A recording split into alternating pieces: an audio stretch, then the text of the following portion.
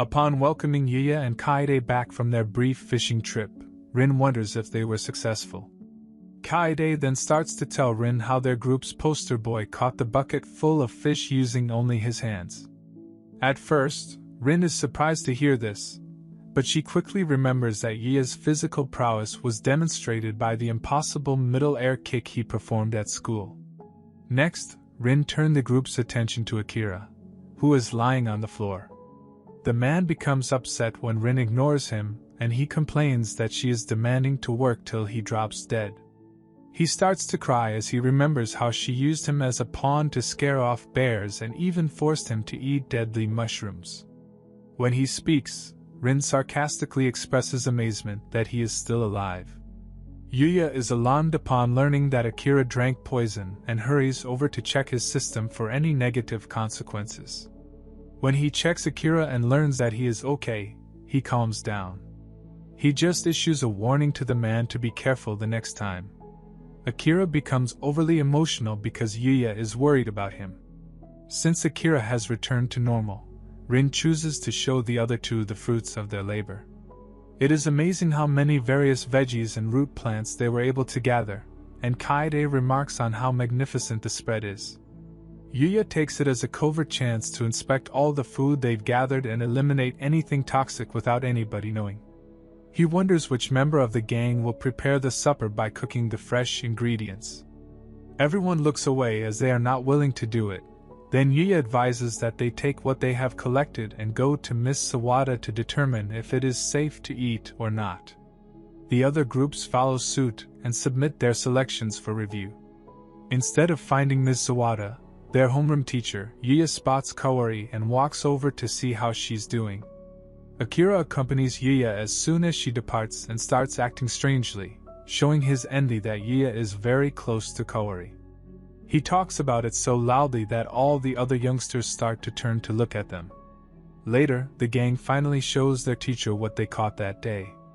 Sawada is so taken aback by their haul that they even go so far as to proclaim it ideal. She emphasizes that their team is the first to offer that much material and have it all be safe to eat. Although Sawada is open about the fact that she is more pleased that the top-performing team is from her class, which puts her one step closer to receiving the teacher's bonus, she also lets the students know that they will receive grades for their cooking and invites them to nominate the chef for their group. Yuuya is surprised as Rin, Akira, and Kaede point at him. The teacher begs him to give it his all for her because everything depends on him. Later that night, the group assembles around Yuuya as he channels his inner chef to create a delectable-looking campfire feast. As they express gratitude for the dinner before diving in, his teammates are in awe of the buffet that is in front of them. After taking a taste, they halt and react with awe, when an overjoyed Sawada and the other teachers pass by, and they are astounded to see the feast that the team had managed to put together. They can't help but request a taste, so Yuuya gladly obliges. They take a bite and join the first three in pausing, and Yuuya becomes concerned about the silence and inquires about their opinions of the food. They all respond in unison, with comments about how delicious the food is, and Yuuya is relieved to hear it. The feast is so good, according to Ms. Sawada, that the term, delicious, doesn't do it credit. She notes that since everyone at the school often consumes meals cooked by excellent chefs, Yuuya's culinary skills must be particularly exceptional for this to stand out in such a way. Everyone is eating, especially the females, and this is so bad that Sawada shocks everyone with a proposal. She shares her sad tale, but the students and teachers don't like the conclusion. Akira stands there, jealous of the situation, and when Kaede tries to free Yuuya, he eventually escapes after nearly losing his life. When the situation calms down and he has a moment, Yuuya uses his teleportation ability to travel back to his home, where he meets Night, who was admiring the night sky. Night rushes over to him, excited to see him, and Yuuya tells his companion that he won't be staying long. He then prepares dinner and spends some time with him. As Night enjoys the food, Yuuya realizes that he finds joy in making other people happy. When Night has finished eating, Yuuya bids him farewell and returns to the camp. The students are given the opportunity to take a bath, and while the boys change, they all gasp at Yuuya's amazingly shredded figure. Some people find his 6'8" structure to be a touch intimidating, but Yuuya is absolutely unaware of what the guys are gazing at, until Akira explains everything to him. Akira becomes a little irritated as a result since it appears like Yuuya has achieved the ideal body type. Meanwhile, in the women's restroom, Rin makes perfect stress-relieving balls from Kaeta's enormous melons.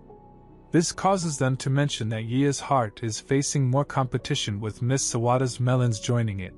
This makes Kaori anxious because she also likes him. Something is moving in the nearby woods as it makes headlong progress toward the camp's tents. The next day, while the students speculate among themselves about who may have stolen all their foraged goods, Akira stands by himself with a worried expression on his face, as they whine. Yuuya points out that all of their other belongings are undamaged, and as Akira is looking at the ground, Yuuya is searching the area for clues. Rin advises them to give up and go out in search of brunch. After hearing her call, Akira awakens from his dream state, and he immediately turns and rushes to his group to join them. He was apparently fixated on a massive animal paw footprint. As the groups move farther into the woods, they begin to question if some mushrooms are safe to eat. Yuuya realizes that Akira is once more absent-minded and walks over to investigate what is causing him to be in such a state. As Rin searches the mushroom encyclopedia to help them make a decision on choosing safe food, as they both look at the tree's marks, Yuuya is reminded of Akira's previous remark about being used as a decoy to scare off bears. Yuuya looks to see shattered trees and claw prints all around them, signs of a bear staking its territory. The girls start to flee as the bear emerges just as the beast's eyes sparkle in the darkness. When they return to the camp running, everyone turns to see them with concern in their eyes. The teacher tells Yuuya's group to place something between them and the bear when the group accidentally brings the bear to the camp, which causes everyone to worry. While Sawada hides behind a sturdy seat and signals for the youngsters to join her there, the other teachers command the other students to seek refuge behind the safety zone. As the bear throws itself at them, they all dive barely in time, but the bear misses and smashes into the planted sitting area. She immediately signals for the team and Yuuya to join the others. The teacher has already requested assistance from the police in order to catch the animal. Sawada stumbles over as they dash for safety, and Yuuya notices this and turns around as the bear regains consciousness and resumes its pursuit. The youngsters turn aside, expecting their instructor to be killed in one slap as the beast closes in on her and delivers a powerful-looking claw assault. Fortunately, Yuuya arrives just in time, and the strike is stopped a few centimeters from her face. With its other hand, the bear swings, but Yuuya dodges and starts to hold it off like a professional wrestler. To everyone's surprise, he takes up the beast and suplexes it, which immediately knocks out the bear. Sawada inquires about Yuuya's health because what he just accomplished is virtually impossible. He tells her that everything is great, but he is somewhat concerned that she was harmed in the fall, but both of them are well. Sawada points out that while she would normally scold him for his reckless behavior, but given that he saved her life, all she can do is express gratitude. Yuuya informs them that because the bear is unconscious, they don't need to be as quiet when the other instructors whisper over to see whether they are okay. Yuuya asks the instructors what will happen to the bear, and they respond that they would wait for the police to arrive before deciding how to handle the situation. They are currently at a loss on how to hold on to such a large beast. In order to keep it down, Ms. Yamakawa advances with a bottle of her medication. Kaori interrupts to explain what they are going to do about the bear. She says that the beast will act as a guard dog for the vicinity and the establishment, and that both the academy and the local government have granted their authorization. All of this is possible since her dad is the head of the school.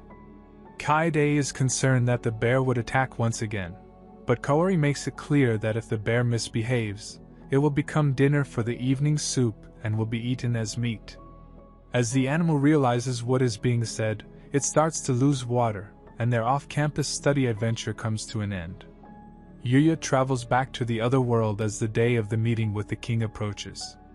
As they get ready, he and Knight stumble across a group of red ogres that appear to be traveling in the direction of Princess Lexia's party. They come out of stealth mode, ambush the unit, and kill most of its members. The boss blocks Yuuya's spear attack and hurls it back at him. Yuuya pulled out a large sledgehammer and struck it. After the creature puts up some fight, the pressure from the weapon eventually killed the monster.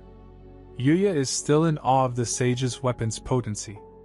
Yuuya picks up a high-level mask item. That Knight detects it was dropped. Yasagi, the Kicks deity, who is watching from behind the events, has selected Yuuya to succeed him. Yuuya is having fun with the mask when the princess and her attendants arrive. Before he takes off the mask, they are doubtful if it is him. Lexia emerges to welcome him as they formally express their happiness that he accepted their offer. They are getting ready to leave for the kingdom when Knight notices a threat and saves the princess from a falling tree. Yuuya then smashes the tree before it can crush anybody else. The youngster sees the wires which made the tree fall, which boggles him. He proceeds to follow the thread and eventually finds the culprit, whom he knocks out before they can respond. Luna's mask slips off, and Yuuya is startled to realize who it is. When the princess catches up with him, he reveals that he is aware of her assassin, but he wants to bring her to his house for healing, so that he may learn what motivated her attack, since he thinks she is not an evil individual. As she also is curious about their connection, Lexia gives him permission. Yuuya decides to teleport them back home while they make their way through the wilderness. He lays Luna on the bed, as he turns to face the princess to begin his explanation. And that's the end of the video. Please tell me your opinion, and like the video. Take care, and stay tuned for the next episode.